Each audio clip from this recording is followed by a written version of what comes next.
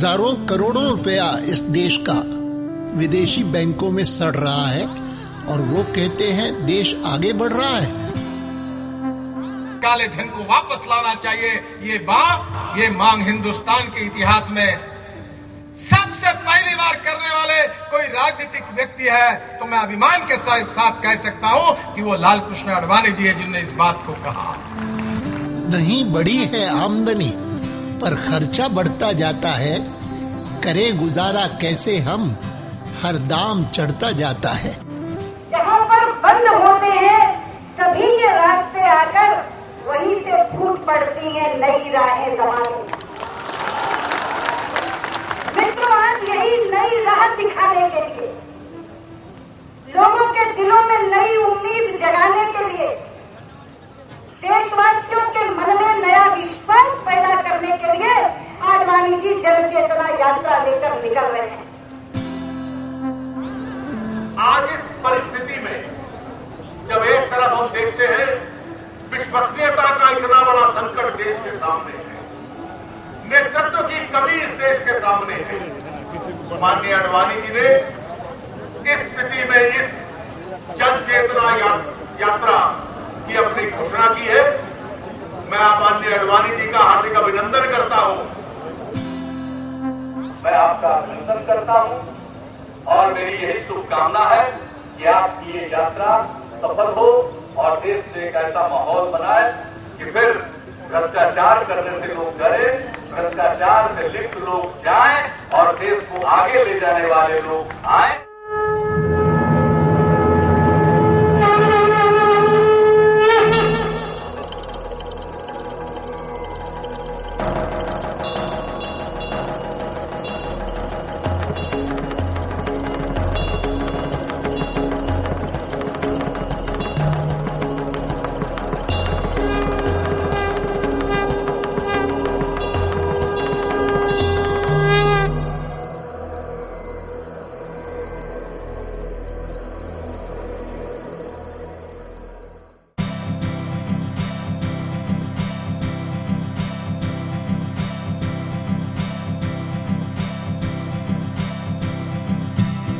अरे एक नंबर से मिले न राशन, काटो दिन उपवास का, ठग मिलजुल कर खाए मलाई, भोग करे हम छास का, बिगड़ा गांव बने जब खर्चो पत्ता 20-50 का, इनका जोर चले तो मांगे हफ्ता हर एक सांस का, ये तो मोहरे हैं,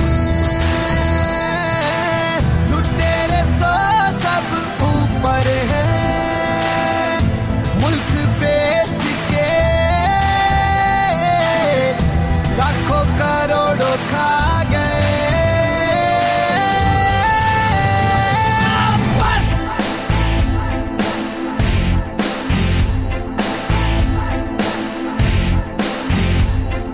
इस यात्रा का एल.के. आडवाणी से कोई संबंध नहीं। इस यात्रा का मैं कहूंगा भारतीय जनता पार्टी से भी कोई संबंध नहीं।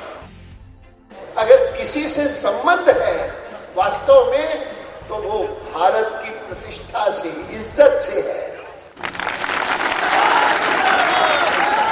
ये तो मोहरे हैं,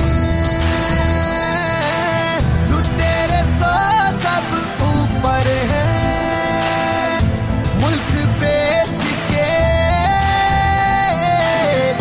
लाखों करोड़ों खा गए। बस उनको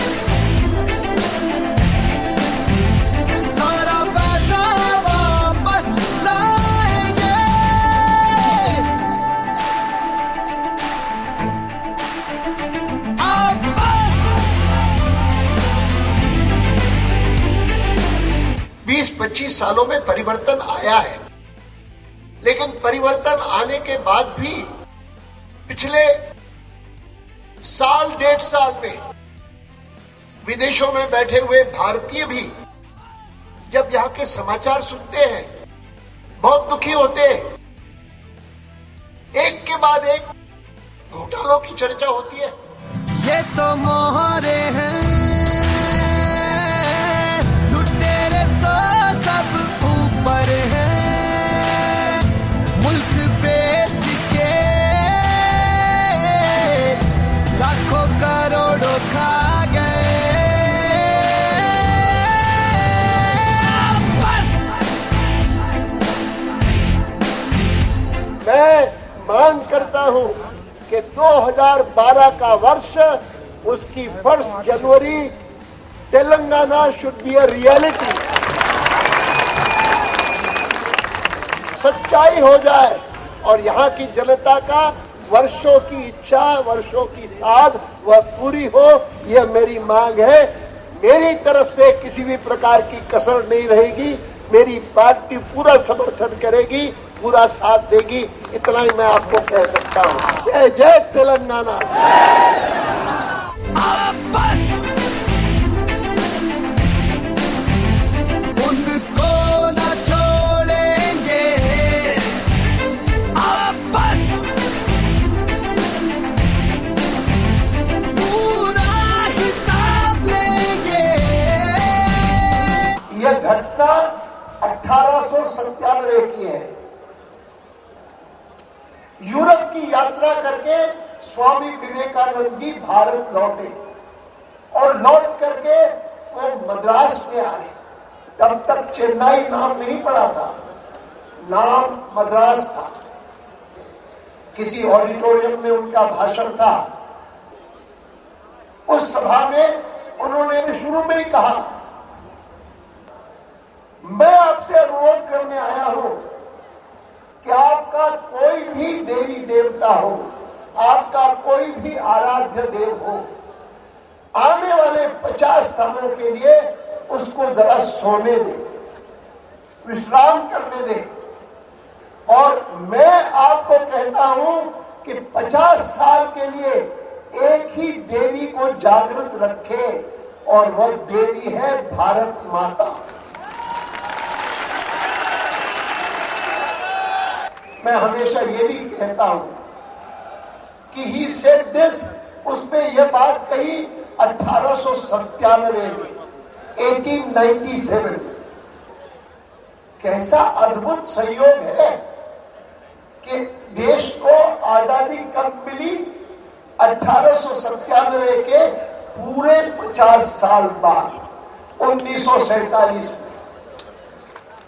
और इसी आधार पर मैं कहता हूं कि भारत में राष्ट्रभक्ति, देशभक्ति, वह भी कोई ईश्वर आराधना से कम नहीं।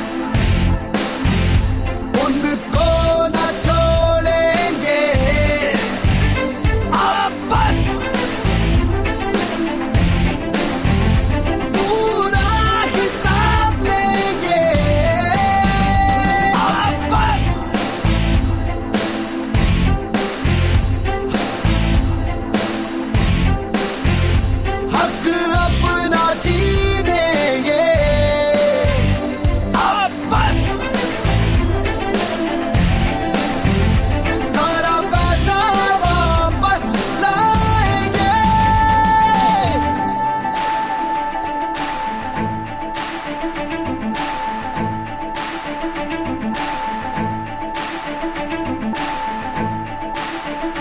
अब बस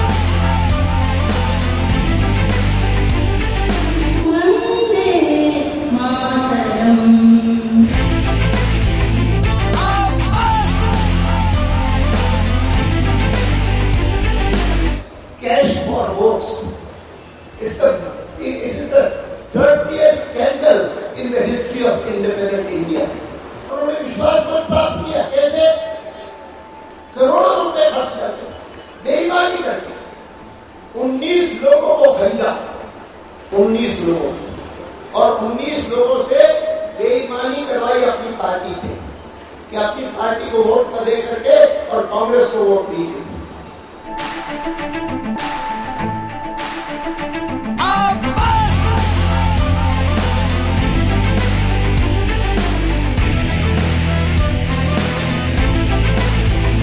अब बस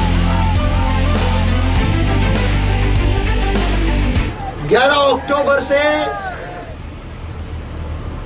बिहार से यह यात्रा शुरू हुई है। पहले दिन से लेकर के लगातार स्थान स्थान पर इसी प्रकार का उत्साह उमंग के साथ इस यात्रा का समर्थन हो रहा है।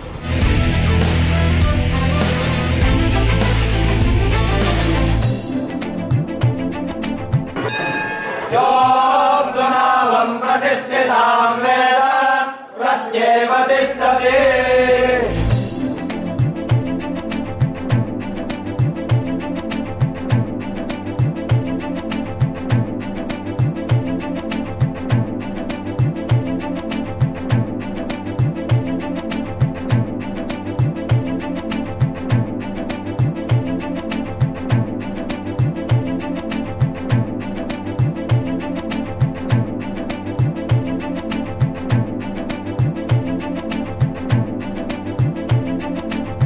अनुमान है, लोगों ने कैलकुलेट किया है, असेस किया है कि अब तक भारतीयों ने जो स्विट्जरलैंड की बैंकों में अमाउंट जमा किया है, it adds up to something like 25 lakh crore in rupees.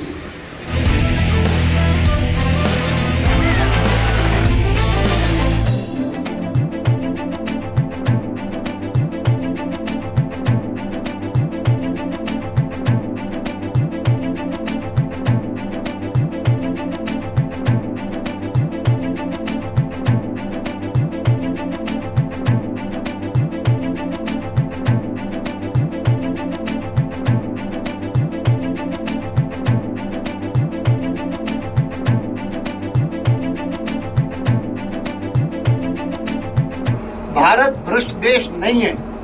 Bharat के कुछ सरकार में बैठे हुए लोग भ्रष्टाचार करते होंगे, लेकिन भारत के सामान्य नागरिक ईमानदारी से अपना अपना कर्तव्य करते हैं, भ्रष्ट नहीं है। ये संकल्प, ये विश्वास, ये आत्मविश्वास और इसके आधार पर भारत के भविष्य में विश्वास हम सबको होना चाहिए, ये कहने के लिए मैं निकला हूँ।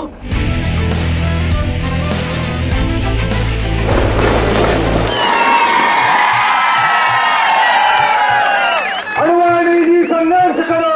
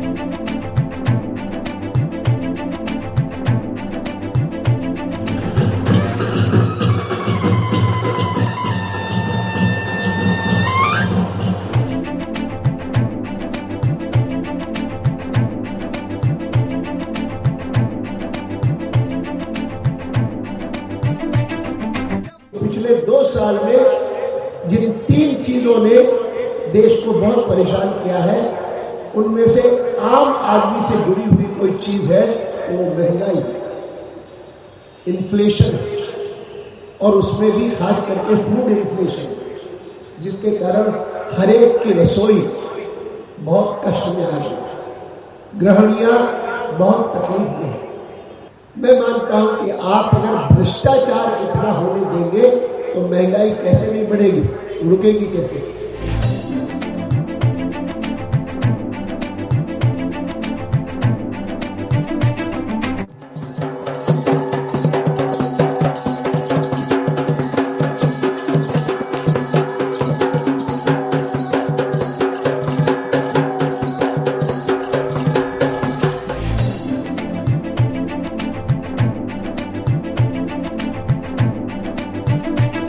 पहली बार भ्रष्टाचार के खिलाफ अगर किसी ने सारे विपक्ष को मिला करके आंदोलन शुरू किया तो जयप्रकाश नारायण ने किया था।